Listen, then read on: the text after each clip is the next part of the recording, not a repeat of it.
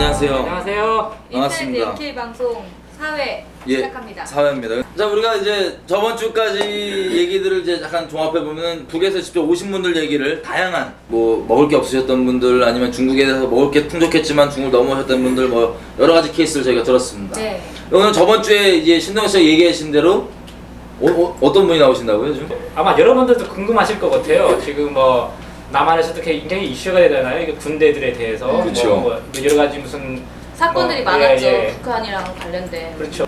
혹시 그러면 북한에서는 군대들이 어떨까? 북한에서는 굉장히 군대들이 이렇게 북한을 받쳐주는 그 그렇죠. 예. 기둥이라고 그렇죠. 뭐 군대 빼면 북한 없으니까. 그렇죠. 그래서 심지어 사상도 무슨 선군 정치라고 해가지고 정치도 군대를 앞세워서 이렇게 뭐 한다는 예. 선군 정치라고 하는 거 슬로건이 있어요. 그래서 네.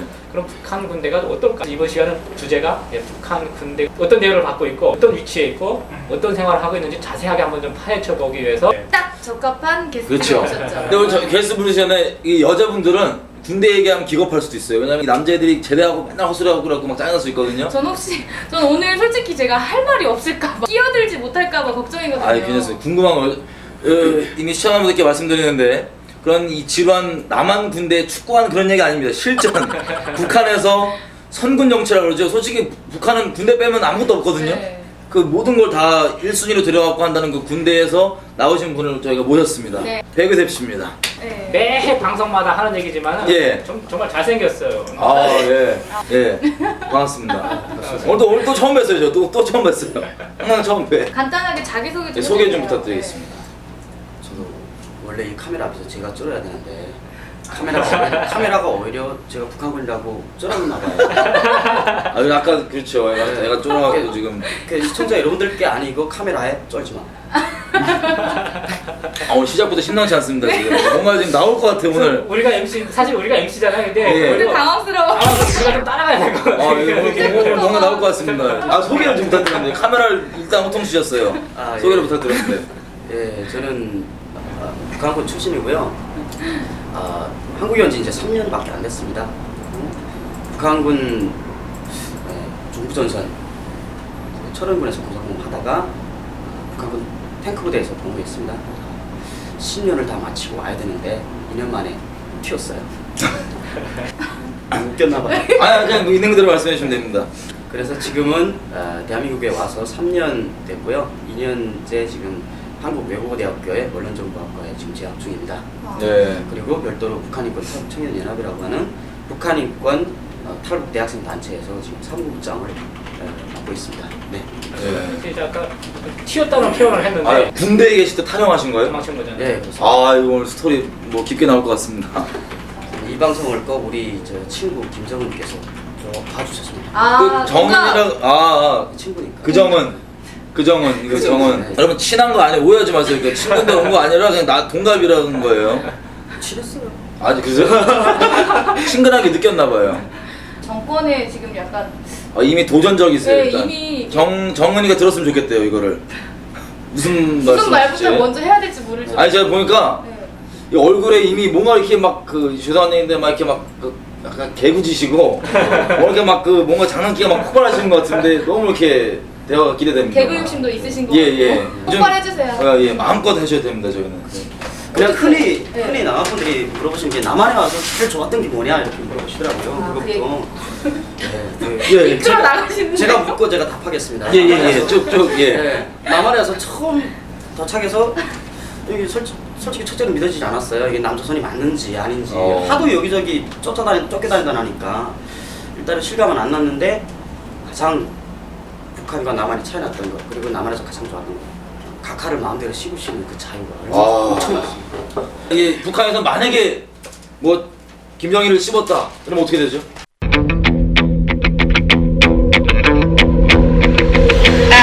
죽어야죠. 아 예. 자세하게 설명하면 총살입니다. 아 예. 처벌 수위를 보면요. 네. 북한에서 사람을 100명 죽인 것보다 예. 100명 죽인 살인범보다 이명박 하고 여기서 끝나면 안 돼요. 그러면 경찰 출동합니다. 아, 그래요? 처벌랑 찹니다. 어. 김정일 여기서 끝나면 안 돼요. 예. 그러면 끝납니다. 그 씹는 게 아니고요. 그냥 김정일 하고 여기서 들어가야 되고 끝나면 안 꽂히면 안 돼요. 된다 이거죠? 그 이름만 부르면 그러면 네, 죽습니다. 그 뒤에다가 장군님 꼭 달아야 됩니다. 임자 안 달면 그럼 아니 제가 본 게 영상 중에 그 이제 네팔 어떤 그 의사가 이렇게 무료로 이렇게 백내장 이런 거 수술을 해주시는 분이 있는데 수술 다 끝났더니 눈 뜨자마자 전부 다 그 김정일 찬양, 장군님 찬양. 뭐 김일성 장군님 뭐 이렇게 막 그런 걸 봤거든요. 그러니까 그게 이제 실제 그냥 일반적으로 전 보면서 궁금했던 게 본심인가 아닌가 그게 궁금했거든요. 진심인지 아닌지. 진심이고 아니고를 떠나서 그 나라에는 그게 법입니다. 우리는 태어나서 그렇게 살았고 그렇게 배웠기 때문에 그렇게 될 수밖에 없어요. 예. 그러니까 남북 간이 너무도 차이가 큰 것 같아요. 그 세상 사람들이 북한을 이해 못하듯이 북한도 저희들도 남한의 각하를 씹는 걸 이해를 못했어요. 그렇죠. 정말 문화 충격이었고. 아 저도 지금 이해 안 돼요. 그리고 이제 침략자들을 철저히 소멸할 것입니다. 어디서 태어나셨나요, 북에서? 그까지 생산 밝히면 우리 저 친구께서 좀 안 될 것 같습니다. 그까지는. 아 그래요? 아, 예, 김정은 친구가 네. 왜 혹시 알려지면 무슨 일 때문에 왜 그런 거지? 그건 자세하게 좀 설명해 주세요. 글쎄요. 이 정도로 나갔으면 뭐 가족들이 피해를 다 받겠지만 아. 다 받겠지만 이전에도 원래 가족들이 계신 거고. 네, 혹시 또 모르죠. 처음에 학교 들어가자마자 배우는 게 뭔가요? 제가 이게 강의를 안보 강의 좀 다닐 때 PPT 첫 화면에 띄우는 게 있어요. 그게 네, 첫 화면에 제가 띄우는 게 북한의 초등학교 1학년 국어 교과서 이 첫 페이지를 보여드립니다. 그 페이지가 나느냐 인민군대 될 테야. 그러니까 우리의 꿈, 우리가 배워야 될 것은요. 우리가 나와서 선택권이 없어요. 이미 우리는 뱃속에 있을 때부터 노동당이 우리의 앞날을 쭉 따라놓고 그리고 우리는 나와서 그대로만 가면 되죠. 김일성을 실격하고 김일성을 목숨으로 보여야 된다는 조항들이 거의 대부분입니다. 지금 법적으로. 근데 그런 거를 어린 초등학생 때 가르친다는 거 아닙니까, 그거는? 그러니까 뭐 다른 선택권이 없네. 뭐 교과서에 나는 인민군대 될 테야 이렇게 돼 있으면 그거 외에는 뭐 다른 초이스가 없죠, 그죠? 그렇죠. 그럼 어렸을 때는 뭐 어떤 그냥 군이 되고 싶었어요? 그럼 그 교과서대로? 저희 아버지도 군 장교였고요. 아. 네. 그리고 교과서에 일단은 거의 다 군 쪽의 어떤 그림이나 그리거든요. 그렇죠. 그걸 보고 막 땅크를 그려놓고 그 탱크가 탱크, 북한만은 땅크죠. 예. 땅크가 이렇게 장난감 땅크 노는 것도 장난감 땅크 놀죠. 예. 그러고 막 저격 앞으로 이러면서 놀고 여기로 말하면 병정놀이 예. 그런 걸 보고 저도 멋있네. 보는 게 그거밖에 없습니다. 저도 어렸을 때 듣기에 뭘 들었냐면 이제 그 북한에서 애들 가르칠 때 산수하는 것도 덧셈 뺄셈도 무슨 뭐 이제 5명인데 뭐 3명 죽였으면 몇 명 남았 이렇게 하는데 이게 진짜인가요? 그렇죠. 어찌 보면 체육대회 할 때, 예. 체육대회 할 때, 그 게임 방식이나 게임 프로그램도 다 미제를 때려보시는 프로그램 위주로 하고, 어떤 양 팀이 뭐 A팀과 B팀이 이렇게 지금 서로 게임을 하는데, 앞에 미국 놈 대가리와 일본 놈 대가리 2개를 놓고, 그걸 어느 팀이 먼저 때려서 와서 먼저 쓰러뜨리는 팀이 이기고, 이런 게임을. 애들 때부터. 와. 그렇게 반미나 어떤 증오심을 애들 때부터 고착을 시키는 거죠. 어찌 보면 그거로 정권을 유지한다고 봐야 되겠죠. 제가 살던 데 경우에는 이제 6살 때 학교 들어가요. 6살 때 학교 들어가면은 정치범 수용소에서 예. 그래서 이제 들어가자마자 그래서 이제 이 수용소에서 지켜야 할 10대 법과 규정이라는 그 법이 있거든요. 예. 그거를 우선 그 아이들한테 6살짜리 애들한테 공부를 시켜요. 그래서 이제 가장 첫 번째 뭐 갈래서 수용소의 10대 법과 규정은 가장 첫 번째 도주할 수 없다 이렇게 돼 있거든요. 6살 애들한테 예. 도주할 수 없다. 도주하면 즉시 총살한다. 뭐 도주를 뭐 이렇게 할 수 없다. 이렇게 각자 복잡하게. 그러니까 6살 때부터 그런 교육을 시킨단 말이에요. 그 외에 무슨 우리는 무슨 미국놈 때려부시고 뭐 그런 거 자체를 배운 적은 없어요, 사실. 그래서 예, 사실 이게 약간 다르네요. 그렇죠. 예, 틀려요. 방식 자체가 모든 게 다.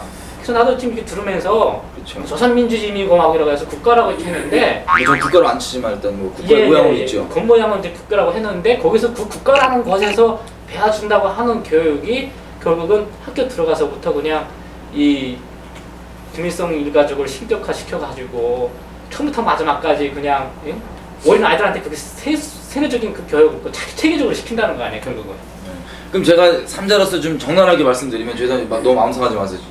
제가 보는 마음으로 하면 이 신동혁 씨는 정치범 수용소에 계셨으니까 그 정치원 수용소 역할에 맞게 노동 뭐 이런 걸 그런 필요한 것만 가르쳤다는 거잖아요. 네. 미제 뭐 네, 죽이고 그렇죠. 이런 뭐 그런 거 증오나 이런 거 안 넣고 네, 네. 그 누면 또 안 되니까 잘못 그렇죠. 나오고 가면 큰일 나니까 그냥 필요한 것만 가르쳤고 이쪽에 이제 밖에 그냥 일반 그 북한 시민들에게는 그런 필요에 따라서 자기 존재 이 북한이라는 정권 존재 목적이 뭐 미제 타도 뭐 일제 항일 정신 근본으로 서 있으니까 그걸 이렇게 심는 거죠. 예. 체계적으로 그 이렇게. 목적을 위해서 다 그렇게 그냥 그 양육하는 거지. 그 네. 목적에만 맞게만. 그러니까 북한을 이해하는데 가장 중요한 게 계급 사회예요. 북한은.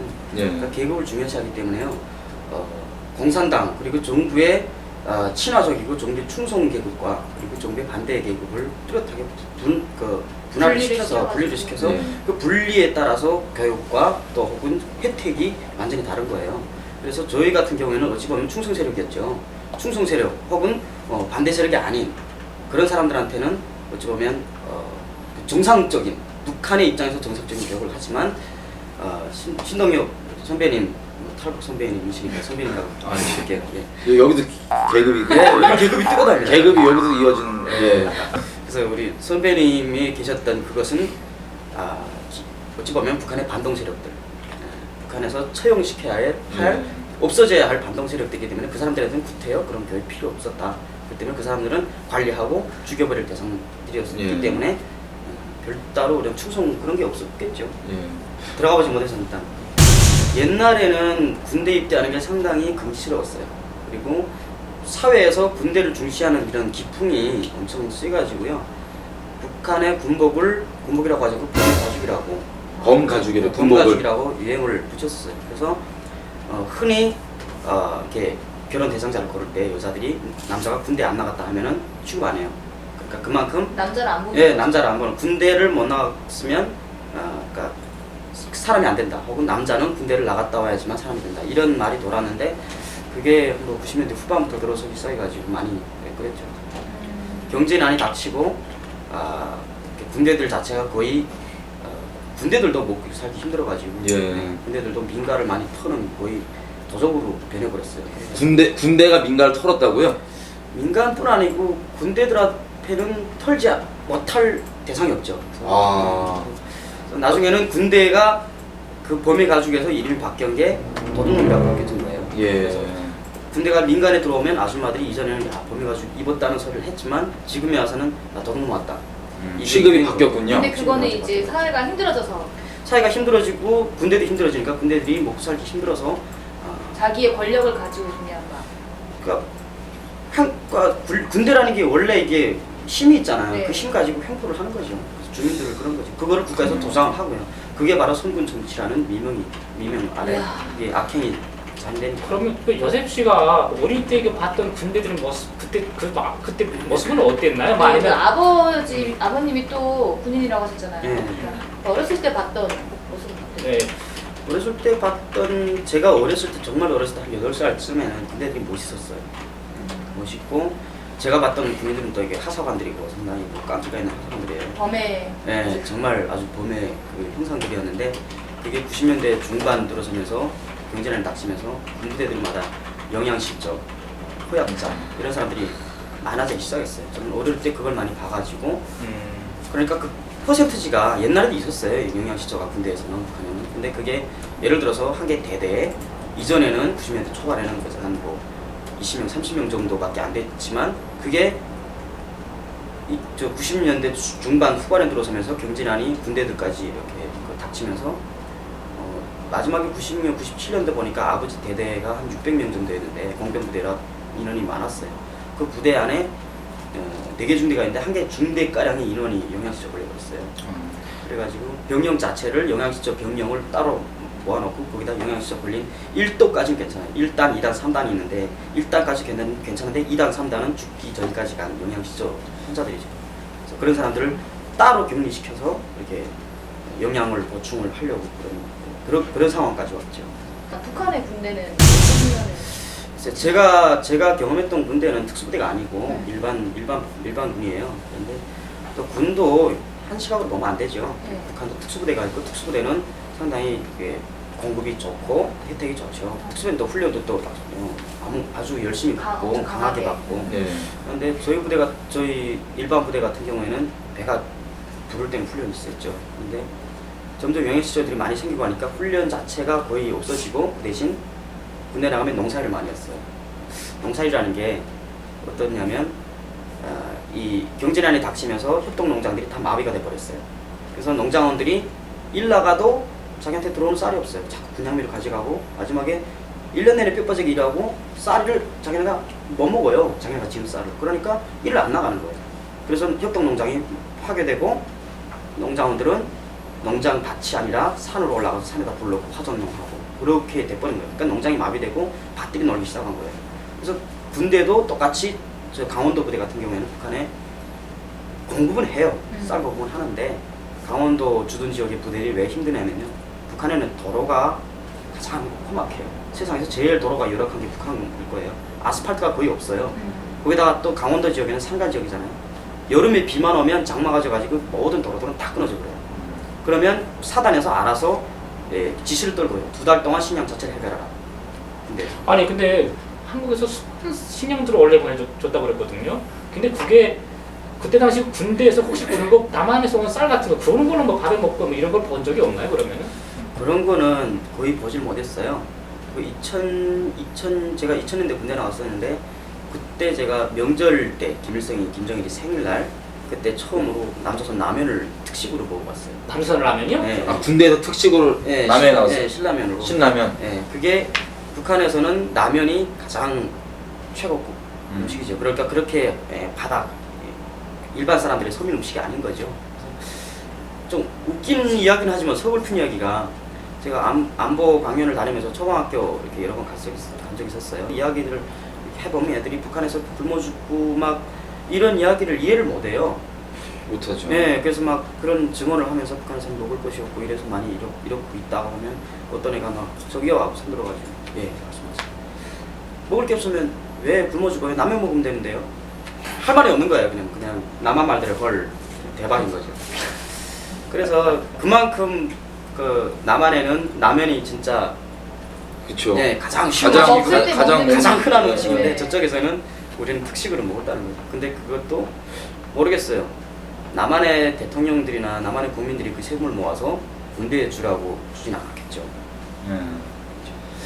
아, 이거 드리기 죄송한데 초딩들이 원래 남한이건 북한이건 그 하여튼 이 애들이 그런 애들이 아직은. 이 분노를 불러일으킨 애들이에요.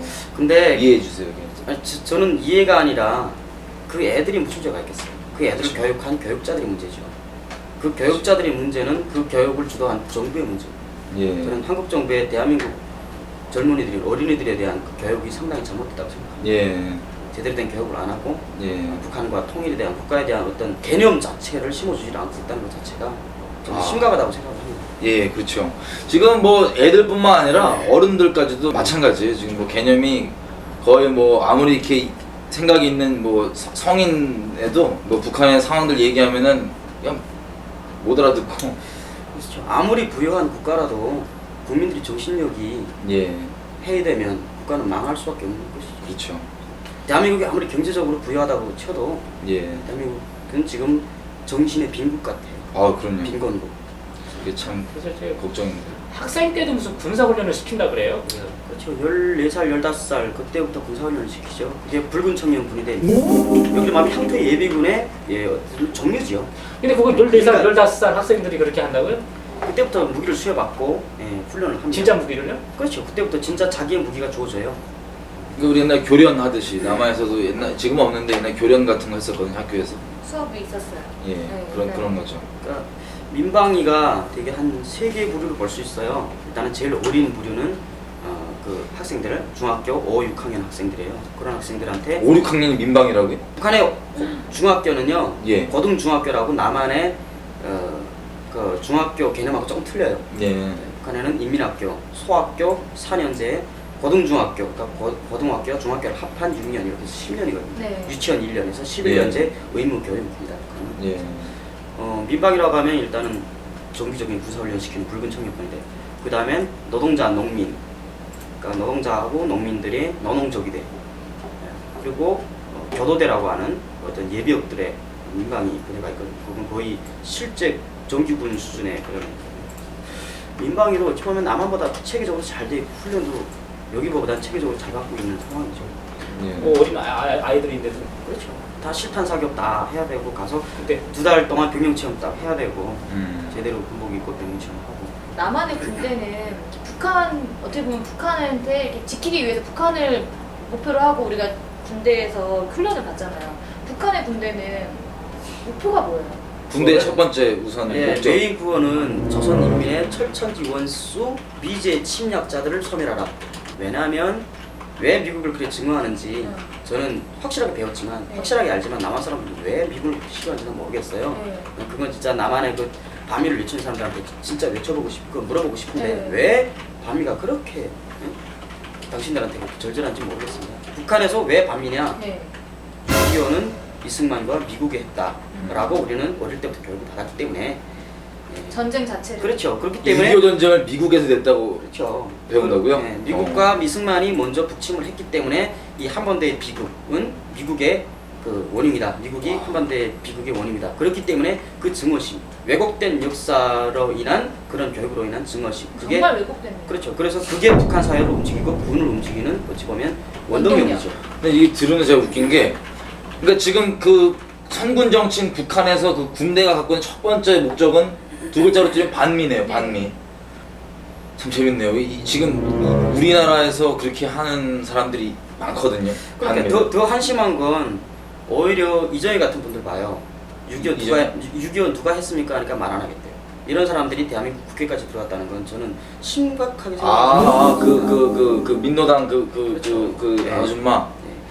네. 예. 공중비양 잘하는 사람들이잖아요. 아, 예. 공중명 세게 하시죠. 막 이렇게 날라다니시고. 남조선에 대해서 어떤 군사 포스터가 있어요. 네. 구호가 우리의 총창후에 평화가 있다. 그리고 총대로 통일 조국을 이룩하자. 이런 구호들이 있어요.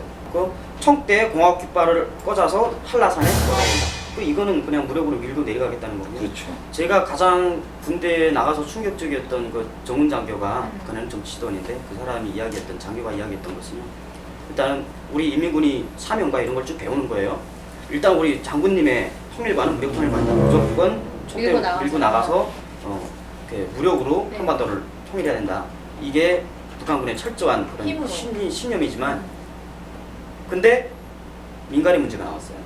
남조선을 점령한 후에 민간인들은 어떻게 할 거냐 여기에 좀 말이 나왔는데 저는 충격적이었어요. 제가 땅크였잖아요. 네. 전차부대였는데 전차가 임무가 바뀌었어요.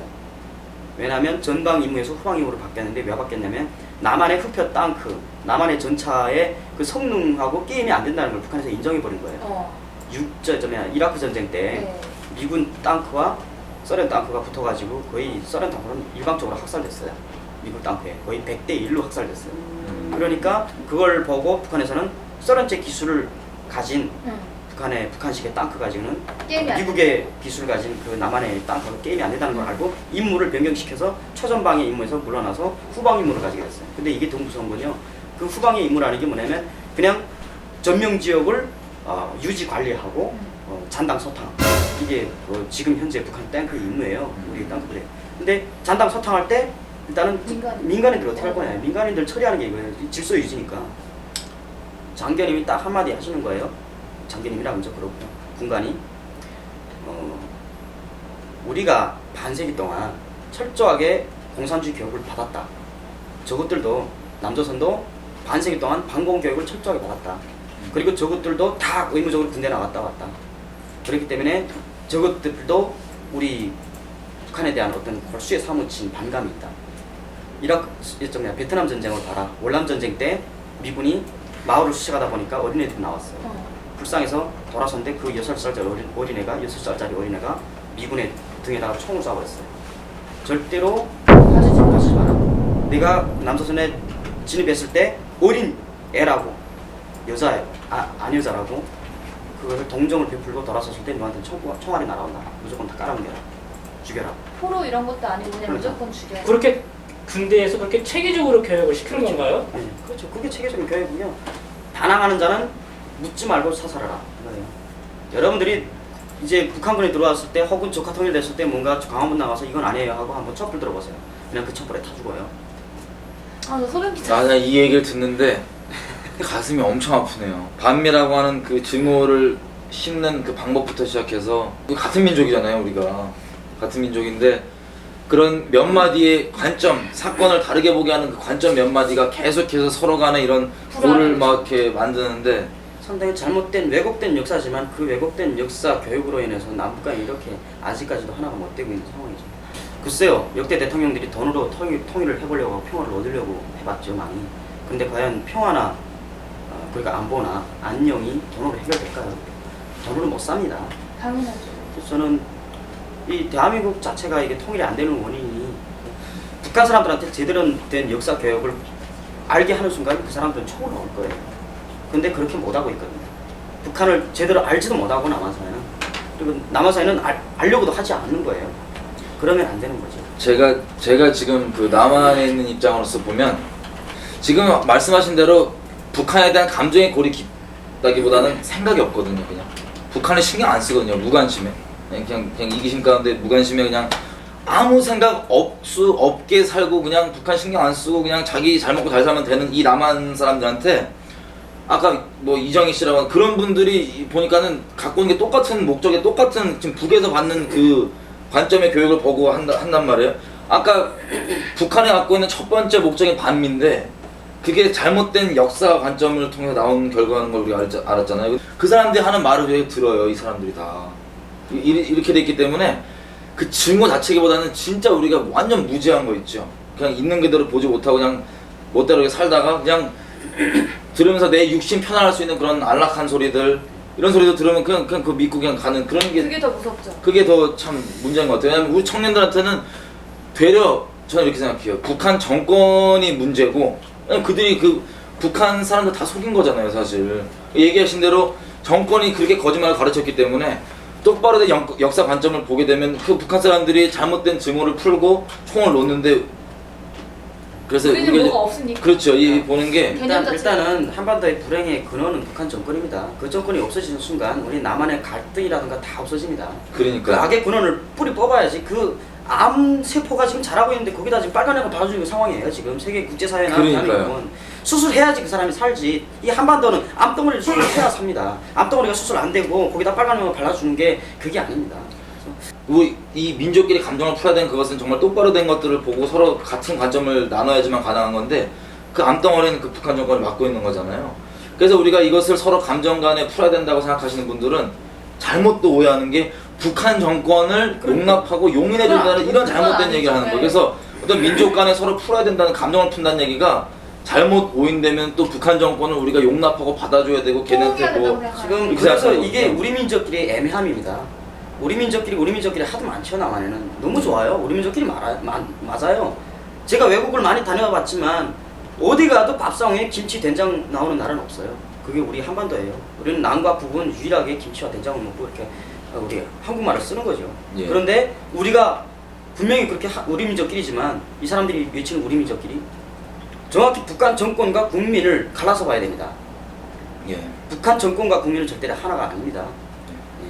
그래서 북한 정권을 우리 민족끼리라고 하느냐 아니면 주민 2,300만을 우리 민족끼리라고 하냐 김정은과 그 몇몇 사람들이 우리 민족끼리냐 아니면 2,300만 그들한테 눌린 2,300만 우리 민족끼리냐 여기서 개념 정리를 똑바로 하고 들어가야 된다. 그것만 똑바로 정리가 돼도 네. 왜냐면 제 개인적 관점으로는 그 북한의 2,300만 명 분들이 피해자고 지금 끔찍한 학살을 당하고 있는 대상이거든요. 북한 정권한테.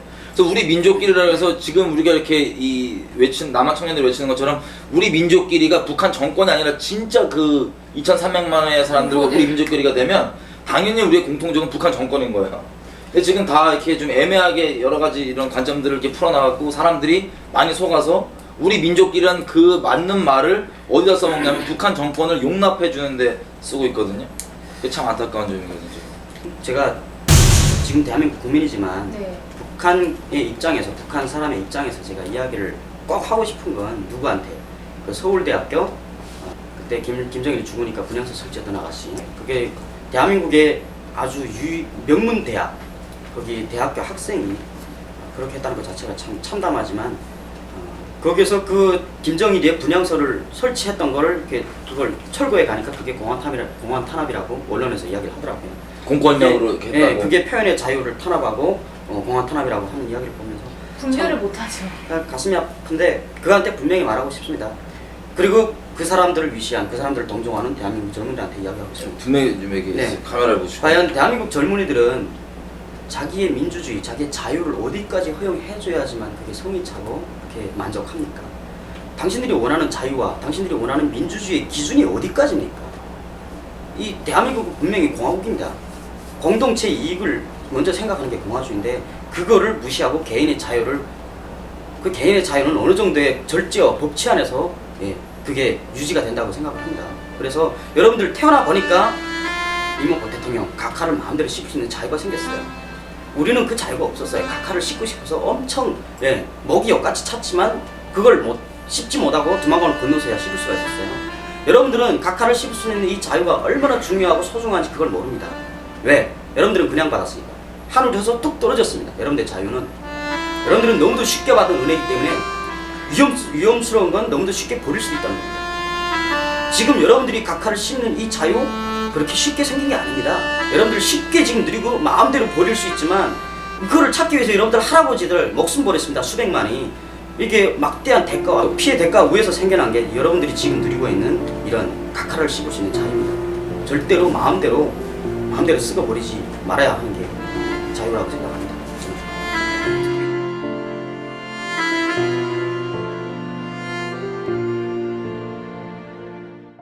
여셉 씨의 경우에는 군대 복무를 하면 몇 살 때 군대 나갔어요?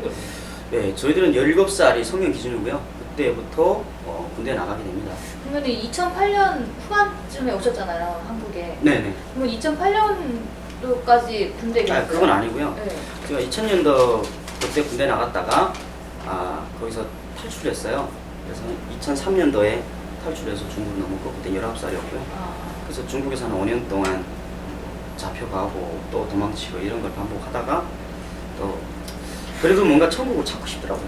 뭔가 그래도 나한테는 천국이라는 희망을 갖고 싶더라고요. 천국이 어떤 곳이었나요? 본인한테? 나한테 천국은요, 배고프지 않고 내가 하고 싶은 말 하고 그런 게 천국이었어요. 딴 게 천국이 아니었어요. 그럼 지금 남한 땅에 천국이셨네. 그때 발망하셨던. 당연히 여기는 천국이죠. 여기선 대한민국 대통령까지 자살하는 그런 솔선수범 자살을 모범으로 보이는 그런 대한민국이지만 우리 탈북자들 수십만한테는 목숨을 몇 번씩이나 버리면서 찾아오는 나라예요. 그만큼 우리는 귀한 나라고 소중한 나라입니다. 대한민국 국민들이 생각하는, 대한민국 국민들이 보는 대한민국보다 우리의 눈에 보이는 대한민국 산천의 그 나무 하나하나가 더 소중합니다. 몇 배로 소중합니다. 왜요? 우리는 너무 힘들게 찾았기 때문에. 우리는 이 대한민국에 오기까지 피와 땀, 목숨을 버리면서 왔기 때문에 우리는 이 나라를 찾기 위해서, 이 나라를 찾아오기 위해서 엄청난 대가를 지불했습니다. 오지 못한 사람들, 그 사람들한테 오히려 미안한 마음입니다. 제발 대한민국이 소중한 걸 알아야 됩니다. 조국이라는 게 얼마나 귀중하고 자기가 갖고 있는 이 나라가 얼마나 소중한지 그걸 알아야 됩니다. 아니 진짜 전 남한에 있는 청년으로서 정말 부끄럽습니다.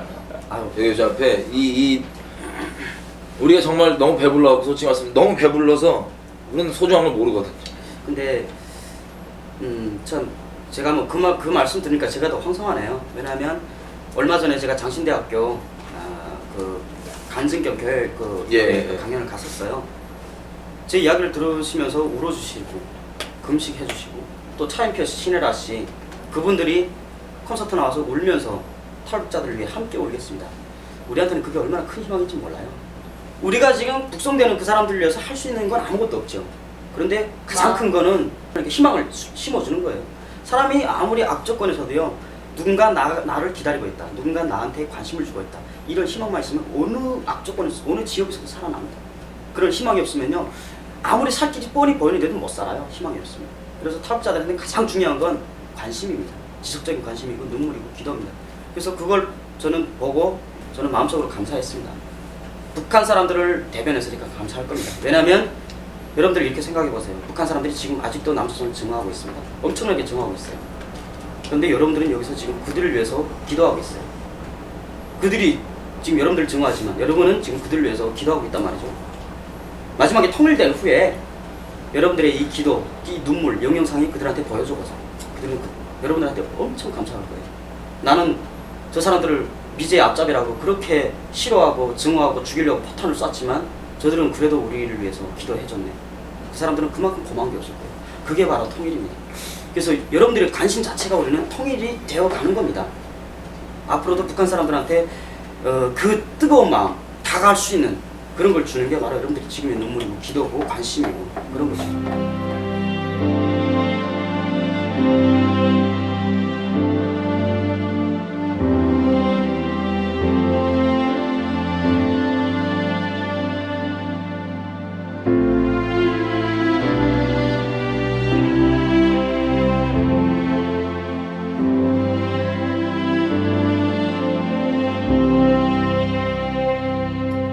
이게 어떻게 보면 당연한 얘기이기도 한데 그렇죠. 좀 사실은 좀 우리 한국 국민들이 약간 좀 또 받아들이기 힘든 아니, 아니요. 너무 감사해요. 당연한 거를 우리가 원래 갖고 있어야 되는 마음을 그런 이걸 잃어버린 지가 오랜데 알게 해주셔서 너무 그거를 감사해요. 원래 어떤 마음인지를 이제 알게 해주신 이게 너무 감사한 거죠. 우리가 참 부끄럽습니다. 진짜 아유, 근데 저는 너무 고맙습니다. 너무 부끄럽고 참 죄송하고 6시 북한 그러면은 6시 이제 17살 때 군대 나갔잖아요.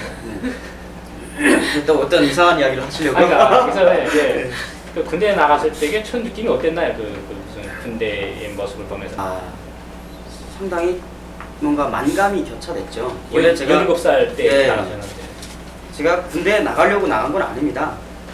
나가려고 나간 게 아니라 네, 제가 10살 때부터 KBS를 몰래 들었어요. 뭐야? 어떻게 들으셨어요? KBS 라디오를 10살 때부터 들으셨다고요? 예, 이게 또 스토리가 좀 있습니다. 아, 스토리 이제 보다를 좀 풀어주십시오. 아, 저는 절대로 KBS를 들 수 없습니다. 들으면 집안 망합니다. 3대 멸종합니다. 남성 방송 들으면. 그 북한에는 비디오 폐쇄를 어떻게 하냐면 우리 집이 TV를 샀어요. 예. 그러면 그냥 이대로 이렇게 놓고 보면 불법입니다. 그러면 잡혀가요. TV를 보면 안 돼요? TV를 그냥 보면 안 돼요. 사면 어떻게 바로 국정원이나 공사부. 북한으로 말하면 안전부, 보이부 이런 데 예. 가서 딱 신고를 해야 됩니다. 그 신고를 하면 그들이 그래 어냐 가서 봐라 이런 게 아닙니다. 해체해요. 분리하고요. 조선중앙방송 하나만 맞춰놓고 채널 조절 기능을 빼버립니다. 그 다음에 전입시켜서 그것도 마음에 안 놓여서 거기에다가 합격, 시안전부 합격 인증 스티커를 붙여버려요. 예, 분리 못하게. 그래서 이 스티커가 없거나 훼손되거나 하는 TV는 보면 안 됩니다. 그러면 이게 문제가 심각해져요. 그래서 그렇게 미디어 폐쇄를 합니다. 그러니까 조건이 유지될 수밖에 없죠. 거짓말을 듣다 해놓고 다른 사람들이 말을 듣지 못하게 딱 막아놨으니까 누가 그러겠어요. 외부 소리를 듣지 못하는데 모든 TV와 라디오나 이런 미디어를 그렇게 만드는 거죠. 일단은 지금 뭐 그게 다 많이 붕괴되긴 하지만 저는 어릴 때부터 되게 그런 걸 좋아했어요. 막 TV 뜯어고치고 막 이게 호기심이 너무 기계 많아가지고 만지기. 기계 만지는 것도 어. 좋아했어요. 그래서 성성한 TV도 막 뜯어가지고 다 고장내고 아버지한테 두드려 맞고. 아, 엄청 많이 들었네요. 그러니까 엄청 그 네. 예. 그런데 그러다 보니까 막 기술이 생기더라고요. 그래서 옆집에서 막 TV 고장났다 하면 가서 수리해주고 이런 일을 하면서 용돈 좀 벌었어요. 어느 날 친구가 아주 완전히 박살난 완전히 그 부서진 라디오를 정말 고물 라디오. 고물 라디오를 갖고서 고쳐요. 같이 친구하고 고치다가 모르겠어요. 나는 아무튼 신기하니까 다 붙였다 뗐다 해보죠. 국가에서 분리시켰던 그 라디오 주파수를 연결시켜버린 거예요. 우연하게 연결시켜놓고 지금 야 일단 다 조립했어요. 야 시운전 해보자. 시운전 해봐야 되잖아요. 그래야지 갖다 주잖아요. 시운전 타겠어요. 근데 뭐 돌릴 거 다 돌려보죠. 다 해봐야 되잖아요. 기능을 이 기능 저 기능 다 돌려보니까 돼. 근데 그 라디오 주파수 쭉 돌려온 거예요. 들려. 나는 난생처럼 들어본 거예요. 어릴 때. 쉬 막 소리 나고 영어 들리고 막 일본말 들리고 중국말 들리고 신기하네. 들어보고 있는데 어느 날 우리 방송이 들려요. 한국말. 근데 우리 방송은 아니야. 말이 뭔가 이상해. 응. 뭔가 이거는 이게 알아듣긴 알아듣겠는데 이해는 못하겠어. 새로운 세상인데요. 네, 무슨 말이 이렇게 외래어가 많이 섞였는지. 그리고 서울말은 이렇게 끝말만 얼면 돼. 네, 이게 네. 아니더라고. 개콘을 봤으네. 이게 아니고 그렇게 넘나지가 심해요. 네. 아무튼 신기하다가 나는 설마 남수 방송이라 생각을 못했죠. 친구가 옆에서 쿡쿡 찌르면서 야 남수 방송이야 재밌어. 헐. 아니 막 머리털이 건너서고 심장이 두근두근 뛰고 나 지금 앞에 이게 진짜 잡혀갈 일인데. 큰일 나죠, 앞에 이거. 김일성이 김정일 초상화도 저거를 못 보겠어요. 너무 죄스러워가지고 이건 뭐 하나님 앞에 이게 회개도 아니고요. 이게 내가 장모님 내가 보려고 본 게 아니고요. 내가 진짜 잘못했어요 이러고. 예, 아니 그랬다니까 진짜. 예. 그 친구가 바보 같은 새끼. 야 봐. 재밌어. 그것도 친구랑 같이 들었는 거예요? 네. 친구가 봐. 이러면 이제부터 들어온 거예요. 완전 자본주의 나가는 거예요. 봐. 야 안 돼. 나는 집안이 망해. 망해서 절대 들을 수 없어라고 생각하는데 네, 모르는 생각하는데 들을 수밖에 없는 그 아주 안 돼, 애틋한 안 돼, 그 네, 네. 유혹 그 유혹이 여자 아나운서의 목소리였어요. 난생처럼 그렇게 따뜻하고 애틋하고 막 그 간이 막 녹을 것 같아. 그때가 몇 살이었었어요 그때가? 그때가 사춘기가 막 들어서가지고 몇 살이냐? 10살 11살 그때였죠. 그때부터 그런 거 느꼈어? 그때 뭐야 그러면? 그러면 아나운서는 주로 뉴스를 즐기셨겠어요 그 나이에? 제가 좀 밝혔나요? 아 그래. 제일 좋아했던 프로그램이 뭐예요? 그 혹시 기억나시는 거? 예, 제일 좋아했던 건 그 아나운서가 나오는 프로그램 제일 좋아했죠. 혹시 이름 기억하세요? 예, 아나운서 허우정 씨였어요. 아, KBS 아, 아나운서 그치. 한민족 방송 허우정 씨. 그때 그 아나운서 목소리를 막 상상해가지고 얼마나 예쁠까. 그냥 그 내용이 중요한 게 아니라 그 말투가 중요한 거예요. 얼마나 예쁠까. 남순 아가씨 진짜 예쁘겠네 막. 근데 네. 10대 때부터 벌써 그런 생각 예, 들었어요. 예. 뭐그 정상적이에요 10대 때. 정상적이잖아요. 그렇죠. 정상적이죠. 나만 이상한 줄 알았네. 정상적인 거예요. 진짜. 정상적인. 예. 그래가지고 이어가겠습니다. 네. 쭉쭉 이제. 그래서 지금 방송을 듣다가 완전히 그게 거기 중독이 돼버린 거예요. 그렇죠. 귀가 빠져드니까. 근데 여기서 북한 정권에 붕괴시킬 수 있는 가장 큰 고리가 그거예요. 주파수 그걸 연결시키면 끝나요. 나처럼 외부 세계를 알면 끝나는 거죠. 예를 들어 개를 봅시다. 개를 내가 사왔어요, 주인이. 그래놓고 꽁꽁 묶어놓고 어느 날 여행 가버렸어요, 한 달 동안 집에다가. 그럼 개 굶어 죽잖아요. 근데 지나가는 사람들이 창문에서 저 개 꽁꽁거리니까 불쌍하니까 빵 조각 던져주고 지나가고. 이러면 개는 그 빵 조각 먹고 그 사람 지나가면 또 굶는 거예요. 북한은 지금 이런 상황이에요. 그런 게 아니라 개를 입양하든지 입양할 생각이 없으면 그냥 그냥 풀어주든지. 북한은 사람이에요. 동물이 아니고 사람이기 때문에 그 사람들을 풀어주면 그 사람들도 알아서 잘 먹을 수 있는 그런 그 생존 능력이 있어요. 남한 사람들보다 더 있어요. 왜? 몇백만이 굶어 죽으면서 그렇게까지 기아 속에서 살아난 지독한 사람들이기 때문에 그 사람들한테 자유만 주면 그 사람들도 알아서 잘 먹고 잘 살 수 있어요. 대한민국에서 몇 수십조 통일세 해가지고 그 사람들 퍼주지 않아도 돼요. 그 사람들 알아서 잘 먹고 잘 살 수 있는 능력이 너끈히 있어요. 가장 중요한 건 그 사람들한테 자유만 주면 되는 거죠. 쌀이 중요한 게 아니에요. 자유를 주는 거예요. 자유만 주면 그 사람들도 스스로 알아서 민주주의하고 스스로 알아서 뒤집어 엎을 거예요. 저는 그거를 어렸을 때 봤던 거죠. 그걸 제가 비교를 해서 여자의 목소리라고 했지만 그런 외부의 소리가 없으니까 북한 사회는 붕괴되지 않고 있고요. 그것만 요즘에 북한 사회는 알아서 붕괴될 건데 그거를 너무도 남한 사회나 국제사회는 하지 않고 있고 모르고 있는 것 같습니다. 그러면 그 방송을 통해서 어떤 내용을 들었길래 이렇게 확 예. 목소리뿐만 아니라 내용이 많았죠. 근데 너무 그 많은 내용을 어떻게 다 이야기를 하셨어요. 네. 한 가지 가장 충격 줬던 내용이 하나 있었어요. 일단은 충격 변화를 줬다. 네, 충격 1 여자가 이쁠 거야. 남조선 여자가.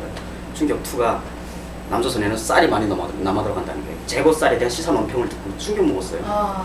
그때 당시 1992년도, 97년도였어요. 네. 북한에서는 엄청 사람들이 굶어 죽어 갔던 최악의 고난의 시기였죠. 그때는 주변에서 많이 굶어 죽어 갔던 아주 진짜 피폐했던 상황이었는데 북한에서는 333 아니 남한이나 국제사회에서는 북한이 3일 아니면 석 달 아니면 3년 안에 붕괴된다는 그런 북한 붕괴설이 나돌 정도로 북한에는 거의 붕괴 직전까지 갔죠. 저게 333인가요? 네, 333 설이 났다고 해요. 남조선 와보니까 알게 됐더라고요. 그래서 근데 그때 내가 라디오를 들을 때 남한의 그 방송을 듣고 있는데 어느 날 시사 논평이 있었어요. 9시였지 그때. 근데 그때 아나운서가 배한성 씨였어요. 송우 배한성 씨. 네. 송우 배한성 씨하고 어떤 농민 관계자하고 이야기를 해요. 근데 재고쌀 문제에 대해서 이야기를 하는데 남조선에 이렇게 농민들이 농사를 지었어요. 네. 근데 이 농사를 지은 쌀을 안 먹어요. 시민들이 소비를 안 해요. 그때 그랬어요. 네, 소비를 안 해가지고 쌀이 자꾸 해마다 쌓이기 시작하니까 그 쌓이는 쌀이 너무 많아져가지고 이 보관비가 더 드는 거예요. 어떻게 처리? 그러니까 이게 처리하는 게 문제가 돼가지고 이게 국가적 이슈가 돼가지고 토론회까지 되더라고요. 그래서 막 전문가들 불러가지고 패널에서 이걸 방법을 대는 거예요. 나는 지금 멍 때리고 듣고 있죠. 지금 뭔 상황인지 지금 도저히 이해가 안 되는 거예요. 다른 세상이죠. 네, 재고쌀이라는 게 뭔지 아무튼 재고쌀은 창고에 쌓이는 쌀인데 일단은 농민들이 쌀을 지었는데 그 시민들이 소비를 안 해서 진짜 엄청나게 농민들이 지금 힘들어하고 있다. 자꾸 창고에 쌓이니까 이 쌓이는 쌀이 이게 보관비만 더 든다. 그러니까 이 쌀을 어떻게 할 거냐. 첫째 뭐 방안이 뭐 유엔 아동기금에다 보낼 수도 있는데 이러면 국가 차관으로 가야 되고 뭐 이러면 절차도 복잡하고 그래서 마지막에 그 아나운서가 이렇게 국민 여러분하고 호소를 하더라고요. 정답이 없으니까. 아침에 출근하실 때 죽이 끓이기도 가장 간단하고 먹기도 가장 간단하고 그리고 건강에도 좋습니다. 제발 쌀죽이라도 먹고 출근하고 하십시오. 그래서 우리 농민들 좀 살리고 쌀을 좀 소비합시다. 그래서 나는 그때 헐 했어요. 정말 대박이었어요. 왜냐하면 그때 당시 죽기 전에 먹는 게 죽이라는 북한의 유행어가 있었어요. 아이들이 학교 왔어요. 먼 곳에서 온 애들은 도시락을 싸갖고 와요. 도시락을 열면 그 뚜껑을 여는 순간 그 집의 경제력이 나타나요. 흰 쌀에 하얀 밥에 계란 한 판 딱 찢었어요. 잘 사는 집이에요.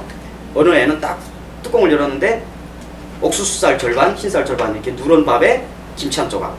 이건 그래도 중산층. 어떤 애는 딱 여니까 새파란 풀에 그냥 된장 한 숟가락. 이 집은 좀 심각하고 그런데 그보다 더 심각한 건 도시락이 아니라 병에다 죽을 싸우는 애들이죠. 그때는 애들이 심각해지죠. 왜? 죽을 먹는다는 것은 그 집에 쌀이 떨어졌다는 신호고, 쌀이 떨어졌다는 신호는 그때 당시 한 달 못 가서 그 집은 다 죽는 거로 돼 있는, 그게 규정이니까. 그러니까 죽을 먹으면 쌀이 없고, 쌀이 없으면 한 달 안에 굶어 죽는다. 이게 규정이었기 때문에 죽기 전에 먹는 게 죽이었어요.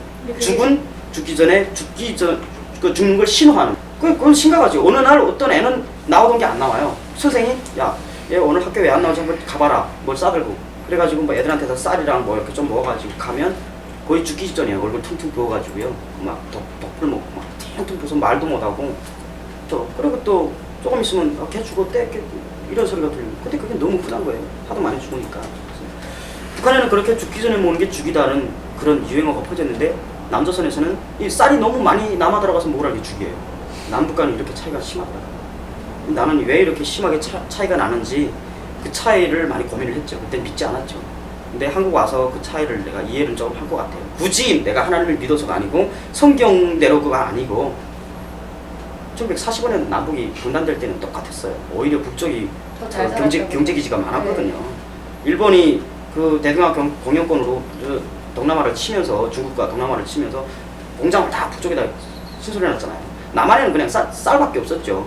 남북이 분단됐을 때 오히려 남쪽은 더 피폐했죠. 네. 그러나 50년이 지난 후에는 이렇게 한마디로 갈렸어요. 죽기 전에 먹는 죽과 쌀이 남아서 먹는 죽과, 이게 남북 간의 한마디로 표현할 수 있는 차이더라고요. 그게 글쎄요, 하나님 안 믿는 사람들은 좀 그러겠지만 십자가의 차이더라고요. 북한은 그때 그냥 기독교 집사 이상을 모두 처형시켜버렸어요. 기독교를 아주 뿌리채 뽑아버렸어요. 남한은 그때 그래도 이승만 대통령이 독재를 했다고 하지만 하나님의 보호하사라고 하는 하나님의 그 보호 아래, 기도 아래 나라가 만들어졌단 말이죠. 네. 그러니까 이 차이인 것 같아요, 어찌 보면. 글쎄, 그 와중에 많은 사람들이 공로를 했겠지만 어찌 보면 하나님을 받은 나라, 하나님을 버린 나라의 차이가 아닌가 싶더라고요. 근데 그게 비단 내가 남북 간을 경험해서가 아니라 내가 중국과 혹은 러시아와 베트남까지 경험을 했어요. 거의 공산주의 물이 쓸거간 그 나라들은 제가 경험을 해봤단 말이죠. 예, 그래서 중국에 갔을 때는 일단 공산당이지만, 네. 중국에서 1970년대 이전까지 문화대혁명 막 이런 거 하면서 대약진운동 하면서 중국도 엄청 많이 죽었어요. 북한보다 더 피폐했던 상황이었지만 그때는 기독교도 다 죽어버렸죠, 중국도. 근데 1980년 이후에 개혁개방하면서 기독교를 제한적이나마 받아들이기 시작했어요. 아무리 내가 고달픈 방황을 하면서 기차를 타고 중국 대륙 방황할 때도 보면 십자가들이 많이 보였어요. 차창바로 지나가. 중국에서요? 네. 그걸 보고 그때는 이해를 못했지만, 십자가가 많네. 공산주의 국가인데 어떻게 많지? 나는 그거 상식적으로 이해가 안 된 거예요. 베트남 가니까 베트남도 교회들이 있더라고요. 그래도 사람들이 굶어 죽고 북한보다는 괜찮아요. 그리고 그래도 뭔가 먹을 것만은 그렇게 그렇지 않더라고요. 러시아 똑같더라고요. 아주 공산주의 물이 너무 찌들어가지고 사람들이 아직도 사유지 냄새가 나요. 네. 그런데 뭔가 다른 게 있어요. 감옥 안에 들어갔는데 감옥 안에 빵을 줘요. 근데 한 줄에 한 번씩 쓰레기가 나갔는데 빵이 버려지는 게 2%씩이더라고요. 그걸 보고 북한에서는 빵이 아니라 풀뿌리가 없어 굶어 죽는데 여기서는 죄인들이 빵도 안 먹어가지고 다 쓰레기를 버리는 거예요. 그걸 보고 이게 은혜라고 생각했어요.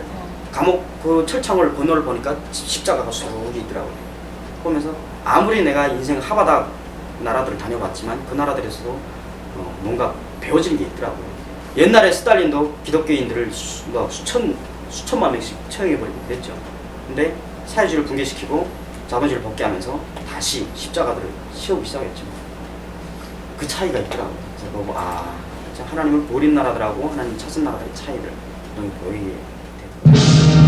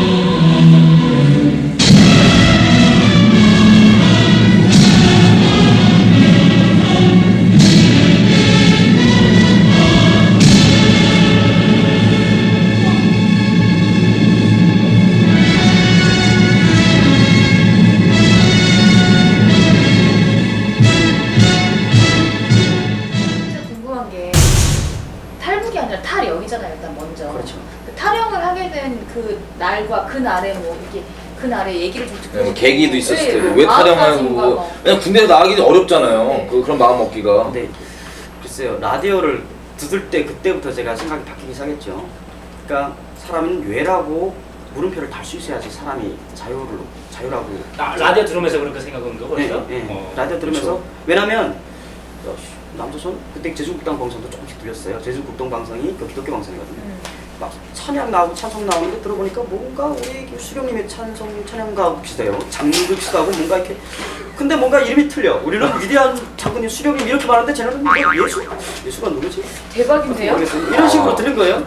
근데 보니까 남선에선 그렇게 쌀이 남아 들어가고 막 이러면서 충격 먹고 지금 보고 있는 상황인데, 근데 아무튼 그 여자 아나운서에 대한 그 마음은 떨쳐볼 수가 없었죠. 보고 싶은 그 마음. 보고 싶다. 어떻게 그렇죠, 생긴지 그렇죠. 얼굴 어떻게 얼굴만 보고 싶다. 네. 라디오가 그래서 막 가슴이 막 짠한 거 네. 이렇게 예상한 거예요. 네. 근데 상상을 하다가 도무지 못 참겠어요. 네. 봐야 돼. 어떻게 보냐? 야 친구야, 라디오가 잡히면 TV도 잡힐 거 아니야. 그렇지? 야 괜찮겠냐? 잡히면 끝장인데. 씨, 라디오 이미 다 끝장 난 건데. 씨. 오히려 아, 이제 뒤바뀌었네요. 친구가. 그치, 이미 버린 게 이제 눈까지 버리려고 이제. 그렇지 그렇지. 야 이미 버린 몸인데 끝까지 버려보자. 보자. 숨 불리시켜. 야 저 스티커요. 그까지 붙인 거 침 탁 발라가지고 칼을 살살 뺐죠. 야 조심해. 찢어지면 안 된다. 찢어지면 안 돼. 다시 붙여야 돼. 이러고 살 뺏기고 그다음에 TV를 분리시킨 거예요. 연결시 연결해도 될까? 해보자. 시켰어요. 저리 가. 그 엄청난 기대 있잖아요. 얼마나 예쁠까 하는 남선 TV KBS 맞춰 보자. 이러고 딱 켰는데 야 남선 TV 보자 했는데 안 나와요. 노동당이 쪼잔한 게 있어요. 노동당이 얼마나 쪼잔한지. 뭘 하나 뺐어요? 이래도 이게 마음이 안 놓여가지고 주민들을 그 전기 1년 내내 안 주면서 그 남조선의 TV 주파수는 차단하는 그건 전력을 끝까지 쓰는 거예요. 아. 이야. 공장 겹산 다 붕괴돼도 그거 전력. 모터는 못 돌려도 그 사람들이 국민들이 그거 들을까봐 그래도 혹시나 그 TV까지 다 그래도 들을까봐 신호를 다 차단해버린 거예요. 그런데 꽁 대신 다 알기였어요. 이게 북한 정권이 상당히 지금 착각을 하고 있는 게 남조선 신호만 막으면 뭔가 자본주의 물이 안 들어올 것 같죠? 정말 중국 개혁게 막았어요. 중국 TV는 안 막아요. 같은 사회주의 국가라고 때문에 영향을 안 받을 것 같죠? 다 막아요. 중국 TV 보니까 한 10개 쫙 잡히더라고요. 네. 와우, 천국이에요. 오, 보니까 막 그 외부 세계가 너무 희한한 거예요. 네. 차가 왜 그렇게 많아요? 엄청 많은 거예요. 저 평양에는 한 10분에 한 번씩 차가 지나가요. 중심거리에도. 그럴 정도로 차가 없는데 차가 막 쫙 있고 밀리잖아요. 그래서 보고 야 중국 진짜 됐다 잘 산다. 근데 왜 저렇게 잘 살지? 야 같은 공산국가인데 쟤네도 공산국가고 우리도 공산국가인데 왜 똑같이 공산주의 정책을 실시하는데 쟤네는 잘 살고 우리는 못 살아야 돼? 그럼 쟤네 아버지는 누구고 우리 아버지는 누구야? 아버지에 대한 어떤 그런 물음표가 생기더라고요. 강택민이? 그때는 강택민이었어요. 강택민 주소. 야 강택민은 아버지가 참 인심이 후한가 봐. 친구하고 그래서 철 없지만 아무튼 그런 이야기 해보면 야 우리 수령님은 우리 아버지는 진짜 항상 두드려 패고 막 밥도 안 주고 근데 저 쟤네 아버지는 밥 잘 주네? 애들이 뭐 풍요해요. 그 아버지 실제 아버지가 아니라 그러니까 그 대통령. 김일성 김정일. 대통령을 아버지라고 네, 네. 했을 때 그러니까 우리는 솔직히 우리 어버이예요. 우리는 어렸을 때부터 아버지 엄마보다 김일성 김정일 초상을 먼저 보면서 예. 태어나야 되니까 그 거기에 물음표가 생기는 거예요. 근데 남조선 방송 그때까지 잘 믿었어요. 너무 충격적이라서. 근데 북한 사람들은 이렇게 뭔가 봐야지만 믿는 습성이 있어요. 하도 거짓에 이게 습관돼가지고요. 그래가지고 그 TV를 보고 있는데 어느 순간 그 H.O.T, H.O.T. NRG, 막 아. 이정연 씨, 막 예, 이런 예. 아가씨들이잖아요. TV에서 중국 TV래요. 중국 TV. 중국 TV. 그때 한류가 부르더라고요. 얘네가 엄청 빵빵 떠가지고 네. 중국에 와서 콘서트를 막 하는 거예요. 근데 그거 보고 뭐예요?